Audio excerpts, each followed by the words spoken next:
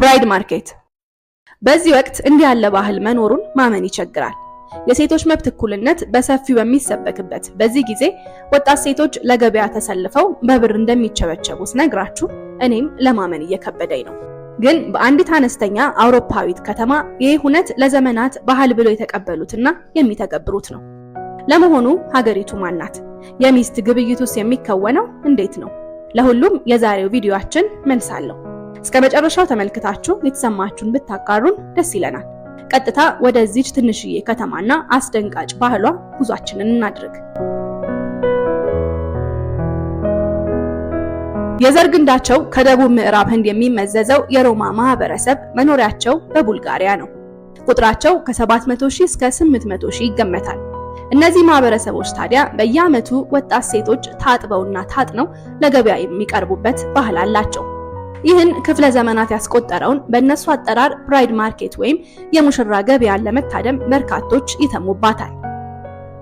እንደኛ ላለው ነገርየውን ከውጪ ሆኖ ለሚሰማው ሰው ይህ ባህል ኋላ ቀር፣ በሴቶች መብት ላይ የሚቆምር፣ በራስ የመወሰንና የመምረጥ ነፃነትን የሚቃረን መስሎ ቢታይም ለነሱ ግን እንዳይጠፋ የሚጠነቀቁለት ብርቅ ባህላቸው ነው። የዚህ እንግዳ ባህል መነሻና ትርጉምን ለመረዳት ብዙ ዓመታትን ወደ ኋላ መጓዝ አለብን። ቡልጋሪያ በኦቶማን አመራር ስር ወደ ነበረችበት ጊዜ።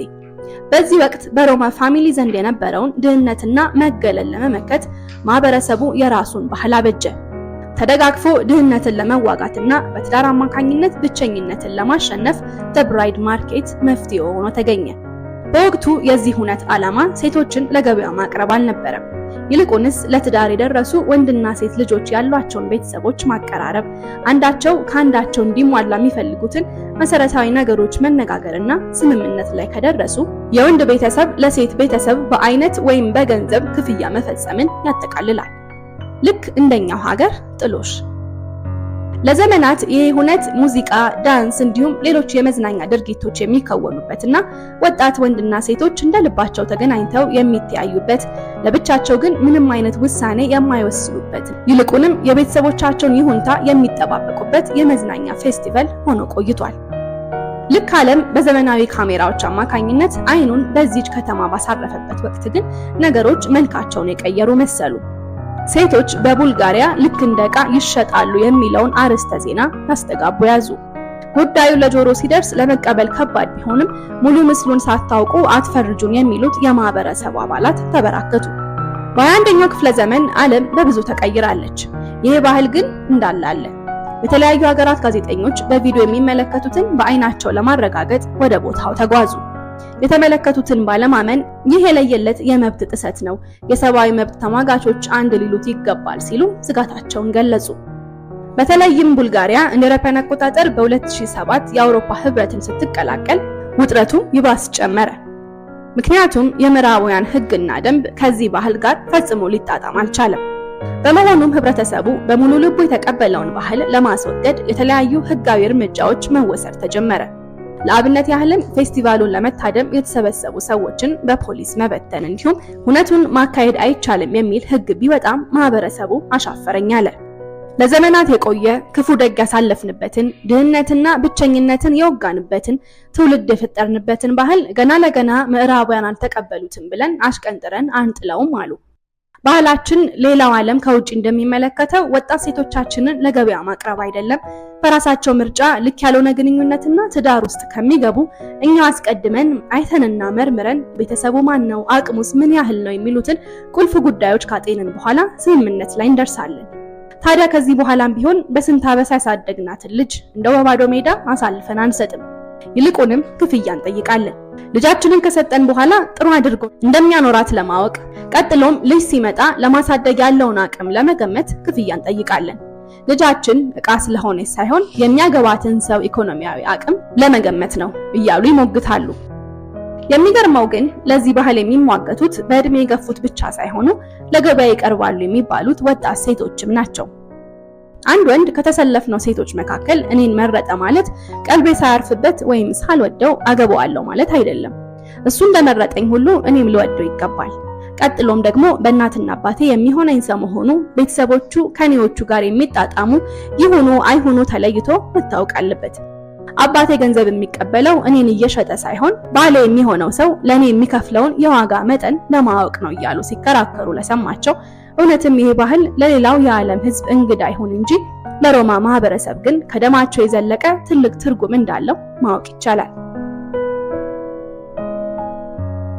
እንደ አውሮፓውያን አቆጣጠር በ2010 በዚህ ባህል ላይ ያለ ተቃውሞ እንደ አዲስ አገረሸ።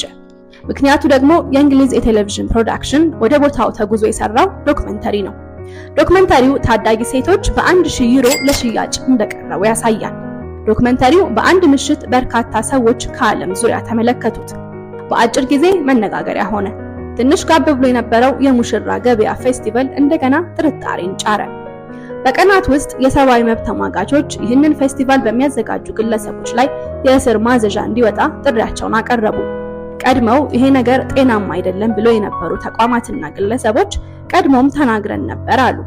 ባህላችን ማንነታችን ነው ብለው ተቀብለው የሚኖሩትና የሚከራከሩለት የሮማ ማህበረሰብ ግን ያለፍቃዳቸው ተቀርጾ በተሰራጨው ተንቀሳቃሽ ምስል ተበሳጩ። ተታለናል፣ ለዓለም የተሰጠው መረጃ ተዛብቷል ሲሉ ንዴታቸውን ገለጹ። በአሁኑ ግን ቅሬታቸውን የሰማ አልነበረም። ይባስ ብሎም ፌስቲቫሉ የሚከወንበት ከተማ ስታራ ዛጎራ ከንቲባ ማስፈራሪያዎች ይደርሱት ጀመር።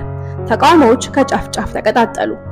ይሄ ሊጠበቅና ሊከራከሩለት የሚገባ ባህል ሳይሆን ከቤተሰቦቻቸው ፍቃድ መውጣት የማይችሉ ታዳጊ ሴቶችን ሰብአዊ መብት መግፈፍ እንደሆነ የተለያዩ አንቂ ዘገባዎች በዓለም ዙሪያ ተሰራጩ።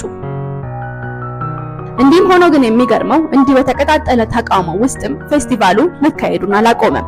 አንገቴን ለባህል ያሉ ተሟጋቾች ፌስቲቫሉን ማዘጋጀቱን ቀጠሉ። ነገር ግን ሁነቱን ለመታደም የሚመጡ ተሳታፊዎች ቁጥር ከዓመት ዓመት እየተመናመነ መጣ። ከዳር ዳር ያስተጋባው ቅሬታና ትችት ብዙ ወላጆችና አሳዳጊዎች ሊቋቋሙት አልቻሉም። ልጆቻቸውን ወደዚያ ፌስቲቫል መላካቸውን እርግፍ አድርገው ተዉት። ታዳጊና ወጣት ሴቶች የህይወት ጣፋንታቸውን ትዳርና ባል ላይ ከመመስረት የተሻለ አቋም መያዝ ጀመሩ። በትምህርታቸውና በስራቸው መጠንከር ብሎም በቢዝነስና የፈጠራ ስራዎች ላይ መሰማራት የበለጠ ውጤታማ እንደሚያደርጋቸው ዘግይተውም ቢሆን መረዳት ጀመሩ። በዚህ ምክንያት ያለምንም ክልከላና ማስፈራሪያ ከፌስቲቫሉ በራሳቸው ፍቃድ መቅረት ጀመሩ። ሌሎች እንደ ቀድሞው ለሽያጭ ለመቅረብ ሳይሆን የሚካሄደውን እያዩ ለመዝናናት ከሆነ ብቻ ወደ ቦታው ይሄዳሉ። እሱንም ባህላዊ ልብሳቸውን ለብሰው ሳይሆን በዘመናዊ ልብስ ቀለል ብለው። ቀስ በቀስ ምንም አይነት ህጋዊ ጣልቃ ገብነት ሳይኖረው የሙሽራ ገበያ ሁነት ሴት ልጅ ለሽያጭ ከምትቀርብበት ወደ መዝናኛ ፌስቲቫልነት ተቀይሯል። አሁን ላይ በጣት የሚቆጠሩ ቤተሰቦች ብቻ ይህንን ሁነት ትዳር ለመመስረት ዓላማ ይሳተፉበታል። ሌሎቹ በርካቶቹ እንደ በአንድ ወቅት እንደነበረ የባህላቸው አካል ይቆጥሩታል። የሰብአዊ መብት ተሟጋች ድርጅቶች እና ግለሰቦችም አይናቸውን ከዚህ ባህል ላይ አንስተዋል። ምንም እንኳን ሁነቱ ሙሉ በሙሉ ባይቀርም የተሳታፊው ቁጥር መመንመኑ ከትንሽ ዓመታት በኋላ ከናካቴው እንደሚቀር ለመገመት አያስቸግርም። ተመልካቾች ይህ ባህል ከኛ ሀገሩ አሬንጅድ ሜሬጅ ወይም ያለ ሴቷና ወንዱ ዕውቅና በቤተሰብ ከሚከወነው ትዳር ጋር አልተመሳሰለባችሁም? ከነጥሎሹ እስኪ የእናንተን ሐሳብ አጋሩ። ለዛሬ ያሰናዳንላችሁ ታሪክ ይሄ ነበር። በቀጣይ በሌላ ቆንጆ ታሪክ እንጠብቃችኋለን። ሰብስክራይብ እያደረጋችሁ ቤተሰባችንን ተቀላቀሉ። ላይክ እና ሼር ማድረግም አትርሱ። ሰላም ያገናኘን።